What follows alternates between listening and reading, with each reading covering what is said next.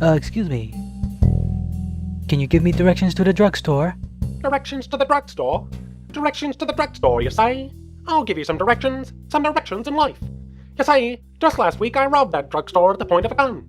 It was a big gun, see, filled with lots of tiny bullets that just go whiz-bang right through your skin. I took the gun, and I waved it around all willy-nilly, and I made the men empty their knickers and the women hand over their purses. And they started to beg for their lives, see, because that's what people do when they're about to get sprayed with the finest lead known to man. So I laughed at them, and sat on the counter and made the clerk pour me a nice gin and tonic. And I drank it down, and the taste reminded me of the days when I was a boy playing in the big game.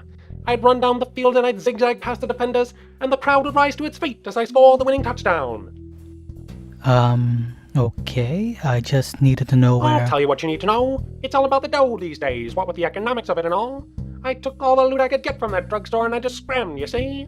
And I ran down the street with the coins tumbling from my pockets, and I heard the buzz on my tail with their sirens and their crazy whirling red lights.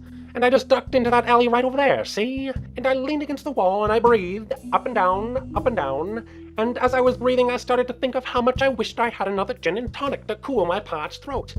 You see, the only time my throat has ever been that dry is when I was running down the field in the big game. The game we won and celebrated by dining on fine steaks and taking the fine young gals out back to the alley and having our way with them. A little fun, if you know what I mean. But what am I getting all sentimental for, eh? Time is all a man like me has got. Now I'm late for my next job across town. Thanks a lot, punk. What the